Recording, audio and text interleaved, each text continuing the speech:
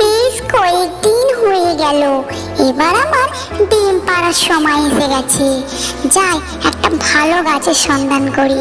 কতদিন হলো একটু ভালো গাছ দেখতে পাই না। একটু সামনের দিকে উড়ে যেয়ে দেখি, ওই যে গাছের নিচে কত ফল পড়ে আছে। যাই, ফলগুলো কুড়িয়ে খেয়ে নিই। বাহ, গাছটা তো খুব ভালো, ফলে ভর্তি। এই গাছে বাসা বাঁধলে আমার আর খাবারের অভাব হবে না। যাই, আর জায়গাটাও খুব নিরিবিলি। এই তো, এই জায়গাটা পারফেক্ট। এখানে একটা বাসা তৈরি করে ফেলি। বাসা আমার মোটামুটি তৈরি হয়ে গেল।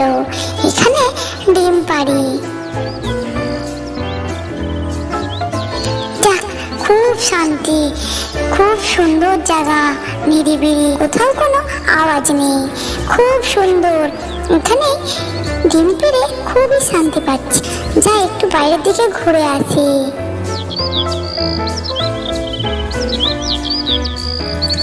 আরে বাহ, এখানে এত বড় একটা ডিম পড়ে রয়েছে। এটা কি আবার? যাই, এটাকেও নিয়ে যাই, আমার বাসায় রাখবো।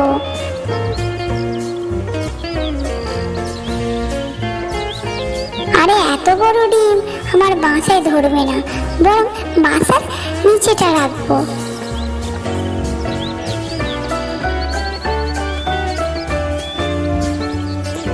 যাই, আজও একটু ঘুরে আসি বাইরের দিকে, দেখি কি পাওয়া যায়। ময়ে ময়ে ময়ে ময়ে, কতদিন হয়ে গেল মাংস খাইনি।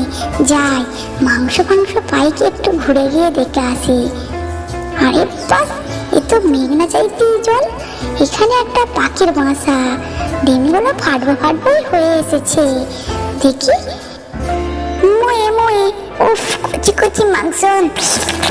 পাখির খাবো, আজ খুব মজা হবে। ময়ে ময়ে, এই নি, একটা গালে তুলে নি। আরে বাপরে, আমায় ছেড়ে দাও, ছেড়ে দাও। ময়ে ময়ে, আমি মরে গেলাম, আর কোনোদিন পাখির বাচ্চা খাবো না। ময়ে ময়ে, আমায় ছেড়ে দাও, ছেড়ে দাও। আশা করি গল্পটি ভালো লেগেছে। ভালো লাগলে লাইক, কমেন্ট, শেয়ার, সাবস্ক্রাইব করে দেবেন। পাশে থাকা বেল আইকনটা অবশ্যই প্রেস করে দেবেন। Tata, bye bye, thanks for watching.